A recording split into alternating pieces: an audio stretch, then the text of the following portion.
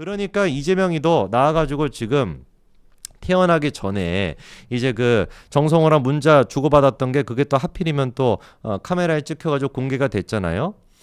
그때 이제 그 정성호 했던 얘기가 뭐였습니까? 부산대 그 의료진에 대해서 그리고 또 부산 시민에 대해 가지고 감사의 인사와 그 다음에 이제 뭐 그리고 또 죄송하다라는 메시지가 나와야 될 것 같다라는 식으로 정성호가 얘기하니까 그랬더니만 이재명의 답장이 뭐였습니까?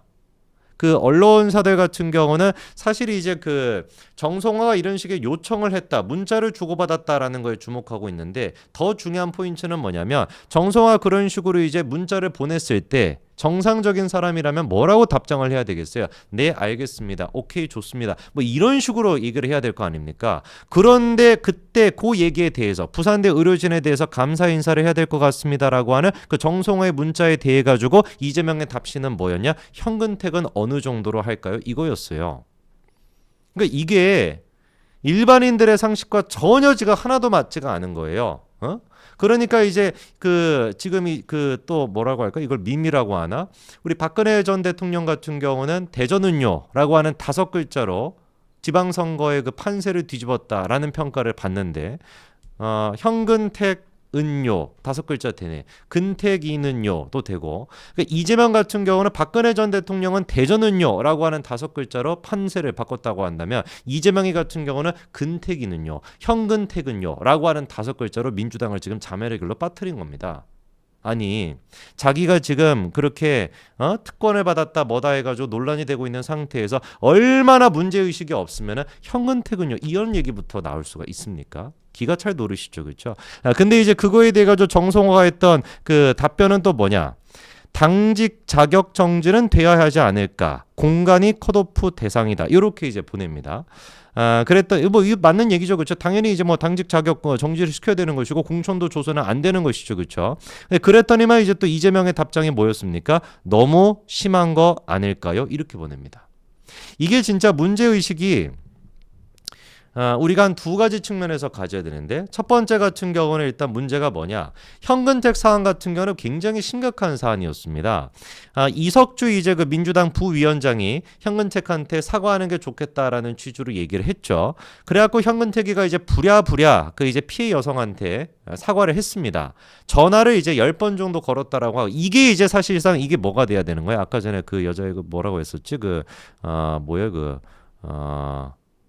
스토킹. 이게 사실상 스토킹이죠. 그렇죠? 전화를 받지 않겠다라고 하는데 이 뭐 10번 가까이나 전화하는 거 이게 사실상 스토킹인 겁니다. 근데 10번이나 전화를 하고 그리고 죄송하다라고 문자까지도 현근택이가 보냈습니다. 그런데 그랬던 현근택이가 갑자기 언론사들한테는 뭐라고 얘기하는 거예요? 술을 마셔서 기억이 없다.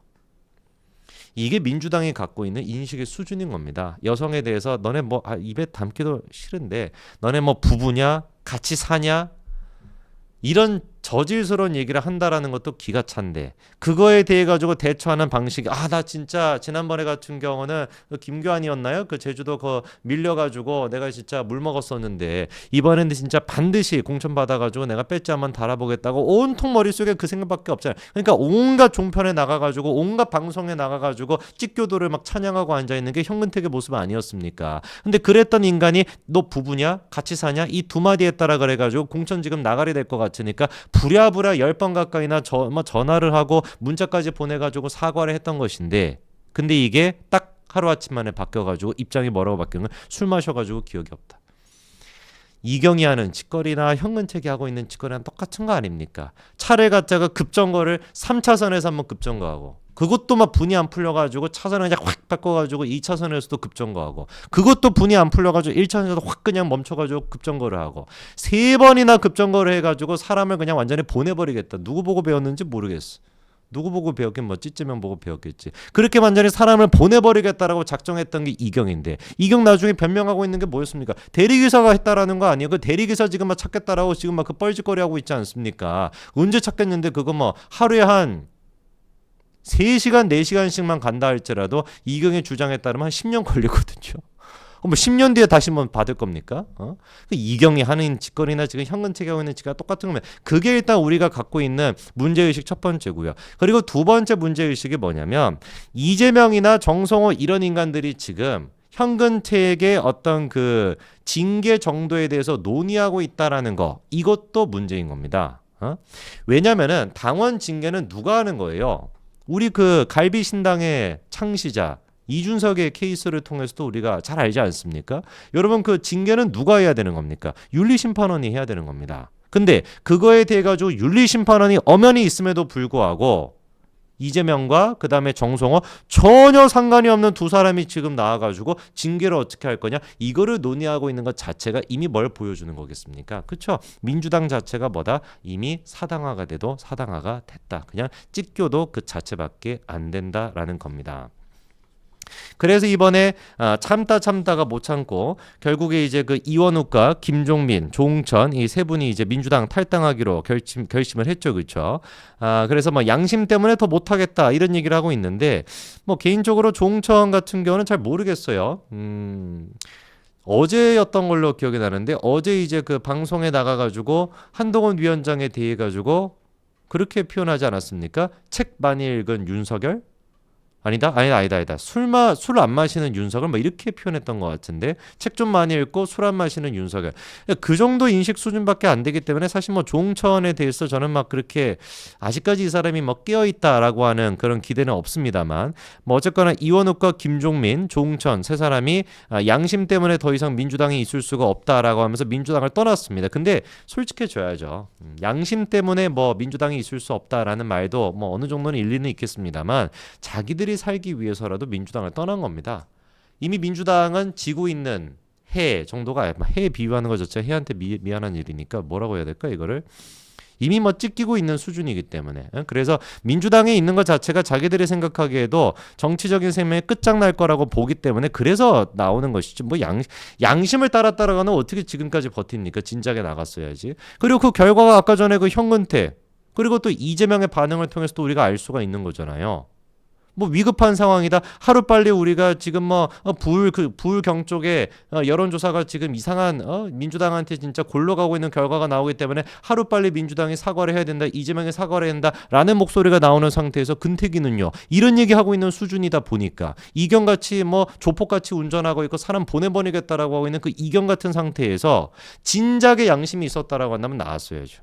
근데 이미 민주당이 어떻게 되고 있습니까? 정당 지지도 봤었을 때 부울경 이번에 정당 지지도가 나왔습니다. 국민의힘 같은 경우는 2023년도 12월 초에 12월 2, 3일 정도만 하더라도 41%였고요. 이번에 나왔던 여론조사 결과를 보니까 43%로 2%가 올랐습니다. 근데 중요한 거는 뭐냐면 부울경에서 민주당의 지지도가 12월 초 같은 경우는 34%였는데 근데 이번에는 몇 퍼센트가 나왔냐면은 28%가 나왔습니다. 그러니까 6%나 떨어져가지고 국민의힘과 민주당 양당의 지금 지지율 격차가 무려 15% 차이나 나게 된 것이죠. 모르겠습니다. 민주당에서는 아예 그냥 작정하고 이번에 부울경을 버리겠다. 부산, 경남, 울산 지역을 갖다가 버리겠다라고 생각을 하는 것인지 뭔지는 모르겠지만 어쨌거나 이 부울경에서 민주당의 지지도는 지금 폭락하고 있는 상태고요. 그럼에도 불구하고 이재명은 아직도 정신을 못 차리고 계속해서 현근택은요, 근태기는요, 좀 있으면 또 찬대는요, 박찬대도 찾을 것 같아요. 코딱지 있었을 때 코딱지 떼주려면 박찬대도 필요하지 않습니까?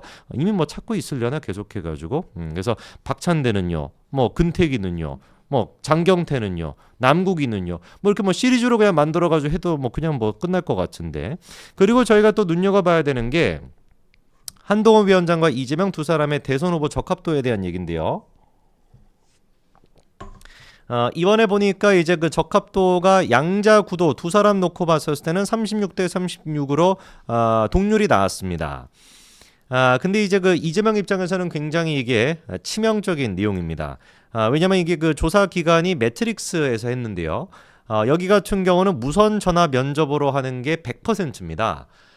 근데 여러분 그 기억나시겠습니다만 지난주 같은 경우는 이제 그 지지난주부터 사실 한동훈이 비대위원장이 됐다라고 하는 여론조사 결과가 나오자마자 차기 대권 후보로 이재명과 한동훈 두 사람 놓고 봤을 때 한동훈이 앞지르는 그런 결과가 나왔었고요. 그다음에 한국갤럽 같은 경우는 무선 전화 면접이 아니라 사람이 직접 이제 전화를 거는 그런 이제 면접 시스템으로 조사를 하거든요. 그러니까 ARS는 누가 그거를 끝까지 하겠어요? 지금 뭐 보시는 분들 중에서 ARS 기계음 나왔을 때 그거 뭐 끝까지 응답하시는 분들 계십니까? 대부분은 어때요? 그냥 뭐 아이씨 뭐야 막 기분 나빠 그냥 막 끊어버리잖아요. 저만 성격이 이상한 건가? 대부분 다 그렇지 않습니까? 뭐 어디 뭐 여론조사 뭐 어쩌고저쩌고 막 기계음으로 나오면은 대부분 다 끊을 텐데.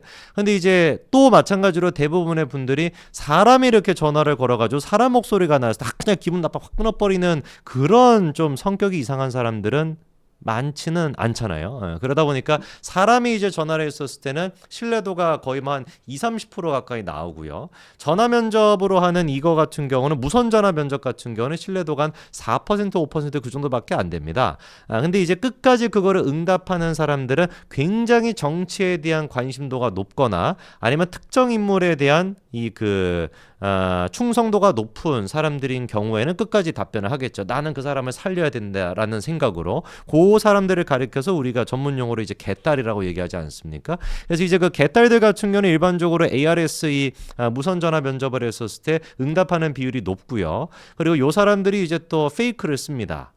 남잔데 여자인 척을 하고 개아들인데 개딸인 척을 하고 그다음에 또 여잔데 남자인 척을 하고 뭐 충분히 그냥 번호만 1, 2번만 거꾸로 누르면 되니까 국민의힘을 지지하고 있지 않음에도 불구하고 나는 국민의힘 지지자다라고 하면서 저기 그 개준수기를 갖다가 또 지지하는 그런 이제 뭐 페이크가 가능한 거죠. 근데 이런 무선 전화 면접에서조차도 한동훈 위원장과 이재명이 동률이 나왔다라고 하는 거는 이재명 입장에서는 굉장히 이게 치명적일 수밖에 없을 겁니다.